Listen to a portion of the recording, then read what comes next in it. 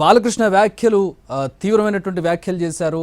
ఆయన ఇచ్చినటువంటి వ్యాఖ్యలు మనం చూసాం. అసెంబ్లీ వేదికగా ఆయన చేసినటువంటి వ్యాఖ్యలు చూసాం. పరుషంగా అభ్యంతరకరంగా ఆయన మాట్లాడినటువంటి మాటలు చూసాం. దాని మీద పేర్ని నాని ఎన్టీవీతో మాట్లాడుతూ రెస్పాండ్ అయ్యారు. మా Andhra Pradesh input editor Chandrashekar join అవుతూ ఉన్నారు. మనకి దీనికి సంబంధించి మాట్లాడదాం. చంద్రశేఖర్, బాలకృష్ణ వ్యాఖ్యలు మనం చూసాం. అసెంబ్లీ వేదికగా ఒక గౌరవమైనటువంటి శాసనసభ్యుడు ఏ విధంగా మాట్లాడకూడదో ఆ రకంగా మాట్లాడినటువంటి పరిస్థితి మనం చూడొచ్చు. ఏంటి వైసీపీకి సంబంధించి దీని రెస్పాన్స్, పేరుని నాని రెస్పాన్స్ చూసాం. మొత్తం పార్టీ స్పందనగా చూడాలా లేదంటే ఎట్లా చూడాలి? అది పార్టీ స్పందనే. పార్టీ బాలకృష్ణ మీద ఎలాగైతే రియాక్ట్ అవుతుందో అలాగే రియాక్ట్ అయింది. ఇప్పుడు ఇంతకే ముందు ఎప్పుడైతే బాలకృష్ణ సైకోగాడ్ అంటూ జగన్ గురించి మాట్లాడటం మొదలుపెట్టాడో అన్న మరుక్షణమే వైసీపీ నుంచి రియాక్షన్ వచ్చింది. జూపుడు ప్రభాకర్ ఫస్ట్ రియాక్ట్ అయ్యారు. ఆ తర్వాత మార్గాని భరత్ రాజమండ్రి మాజీ ఎంపీ రియాక్ట్ అయ్యారు. తర్వాత ఒక్కొక్కరుగా వైసీపీ వాళ్ళతో కూడా రియాక్ట్ అవుతున్నారు.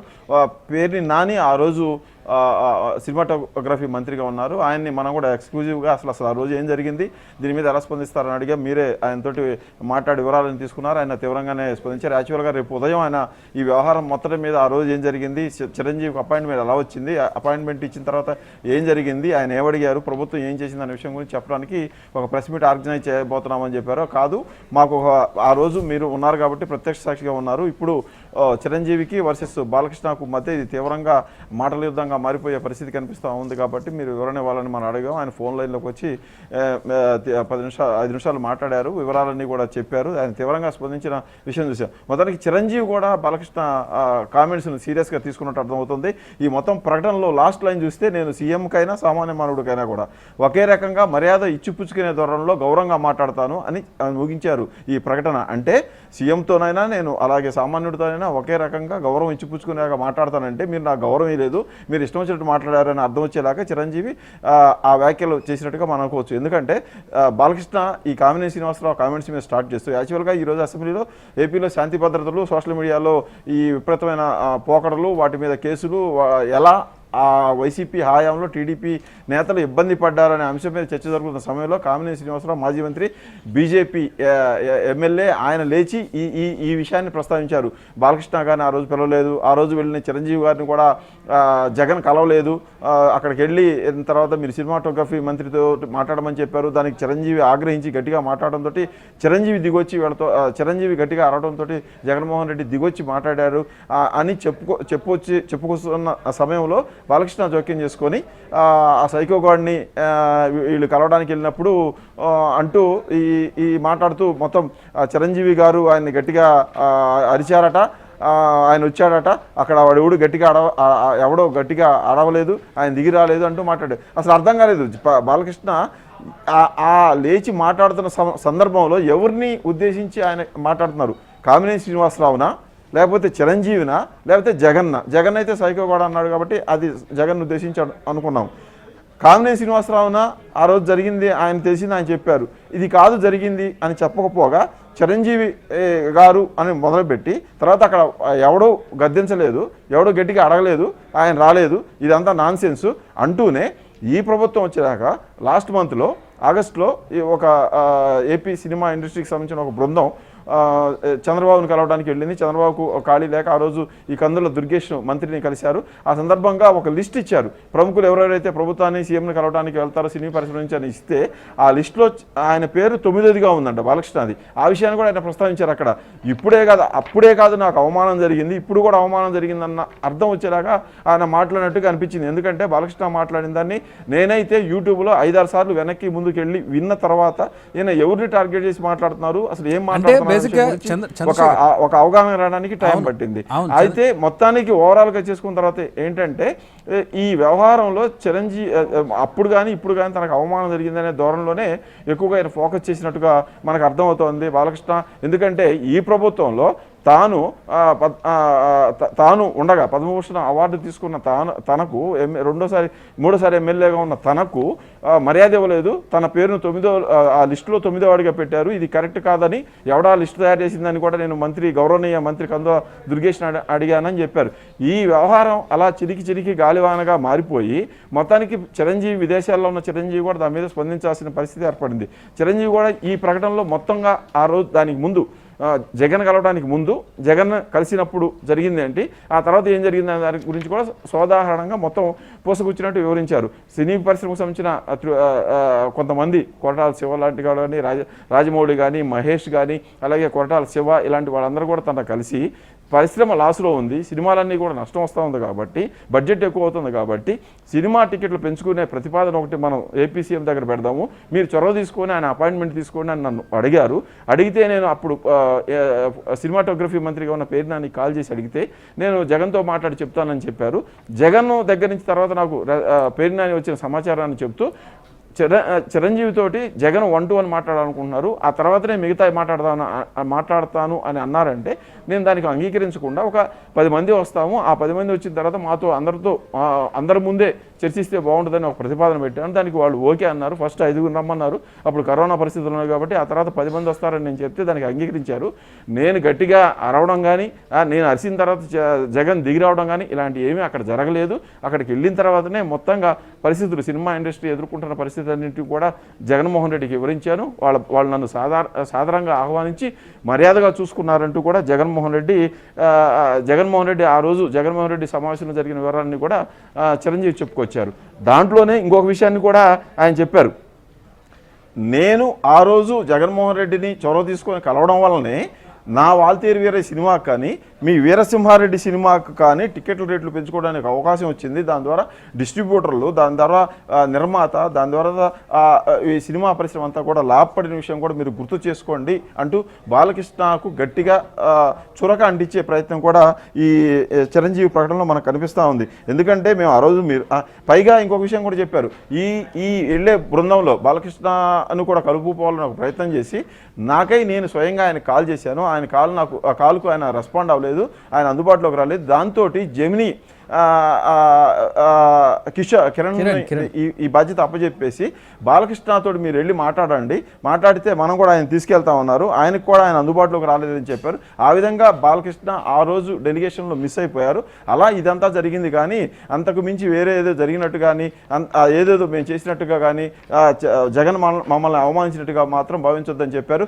మొత్తానికి ఈ వ్యవహారం గతంలో కూడా ఉంది, మనం చూస్తూ ఉన్నాం. నందమూరి ఫ్యామిలీకి అలాగే మెగా కాంపౌండ్కు మధ్య పచ్చగడ్డేస్తే బొగ్గుమనే పరిస్థితులు ఉన్నాయి. చాలాసార్లు నాగబాబు కానీ పవన్ కళ్యాణ్కి కానీ బాలకృష్ణకు కానీ చాలా మాటలు యుద్ధం జరిగింది. వాళ్ళు సోషల్ మీడియాలో పరోక్షంగా నాగబాబు అయితే తీవ్రమైన కామెంట్లే బాలకృష్ణ మీద చేశారు. బాలకృష్ణ కూడా తీవ్రమైన కామెంట్లను పరోక్షంగా మెగా ఫ్యామిలీ మీద చేసిన పరిస్థితి ఉంది.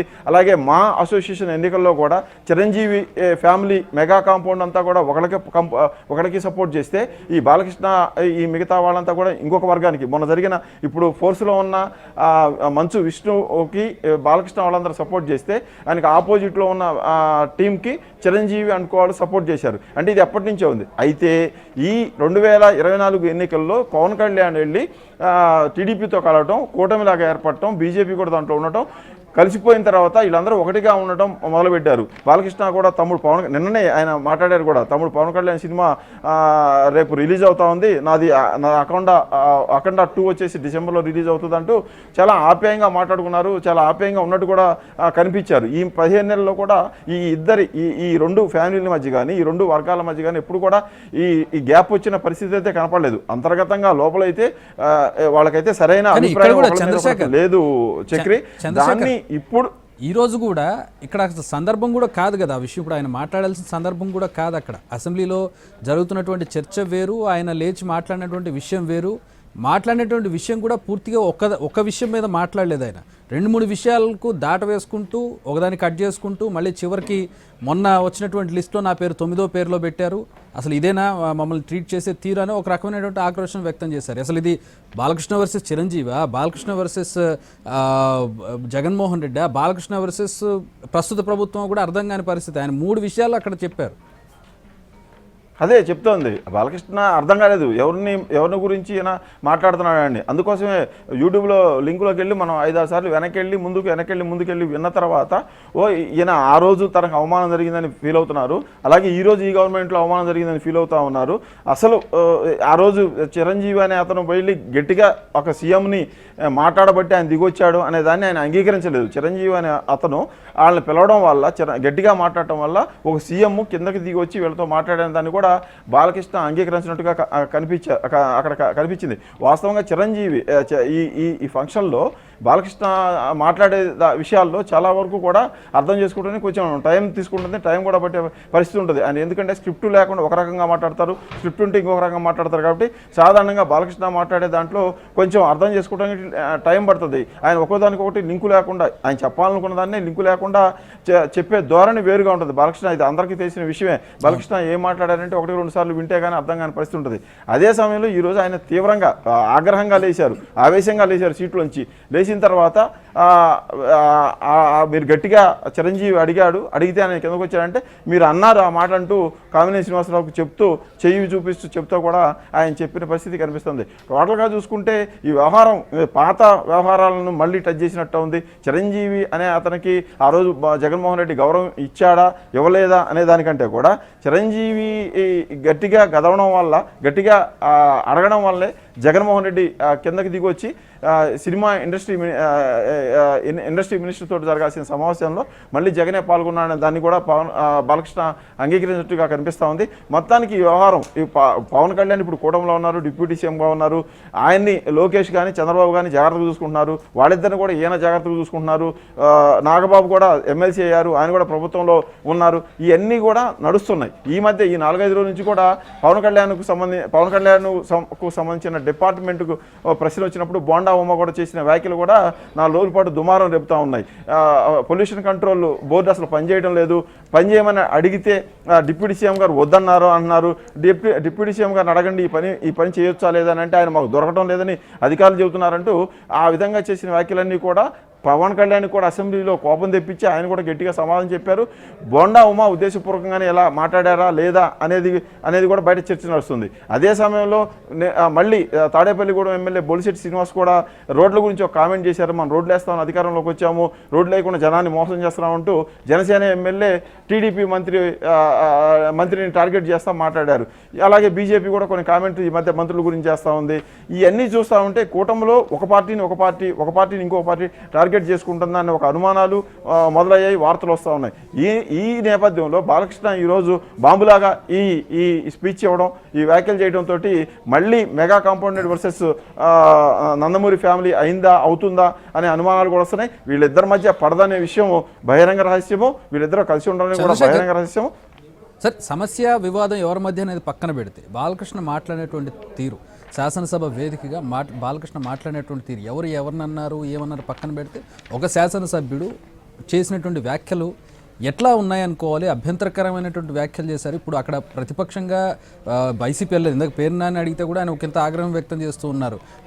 స్పీకర్ కదా కట్ చేయాల్సింది. కానీ అక్కడ ఒకవేళ ప్రతిపక్షం ఉండుంటే ఖచ్చితంగా వాళ్ళు అబ్జెక్ట్ చేసి ఉండేవాళ్ళు, తీవ్రమైనటువంటి వివాదం అయి ఉండేది, రికార్డులను తొలగించాలని చెప్పి కూడా వాళ్ళు కోరి ఉండేవాళ్ళు ఒకవేళ ప్రతిపక్షం ఉండుంటే. వీళ్ళు లేరు కాబట్టి ఇప్పుడు స్పీకర్ ఆ పాత్ర తీసుకోవాలని చెప్పి ఆయన ఉద్దేశం. కానీ ఇప్పుడు ఏంటి, ఇప్పుడు అక్కడ అబ్జెక్ట్ చేసిన వారు లేరు, స్పీకర్ అలౌ చేశారు, ఇది ఆన్ ది రికార్డ్ అలా ఉండిపోతాయి. ఎట్లా చూడాలి దీన్ని? ఏం లేదు, బాలకృష్ణ మాట్లాడుకున్నాడు, మాట్లాడేశారు. అక్కడ మీరు అన్నట్టు వైసీపీ ఉన్నట్టయితే జగన్ సైకో అన్నందుకు వాళ్ళు అభ్యంతరం వ్యక్తం చేసేవాళ్ళు, దాని మీద గొడవ అయ్యేది. ఆ గొడవ చేయడానికి కూడా వైసీపీ అక్కడ లేదు. ఆ వైసీపీ లేనప్పుడు వీళ్ళు ఏమైనా మాట్లాడుకుంటారు. హౌస్లో జరిగిన దాన్ని ఎలాగూ వైసీపీ అక్కడ లేదు కాబట్టి, వాళ్ళు కౌంటర్ వేయలేరు కాబట్టి వెంటనే బయట కౌంటర్ మొదలుపెట్టి ఒక్కొక్క నాయకుడిని బయటికి తీసుకొచ్చి మాట్లాడించి ట్వీట్లు చేయడం కానీ, ప్రెస్ నోట్లు ఇప్పించడం కానీ, ప్రెస్ మీట్లు పెట్టించడం కానీ చేస్తూ ఉన్నారు. ఆయన మాట్లాడటం కరెక్టా లేదా అనేది మనం డిసైడ్ చేయడానికి లేదు. ఎందుకంటే అది హౌజు, అది స్పీకర్ ఆస్తి, సభ్యుల ఆస్తి.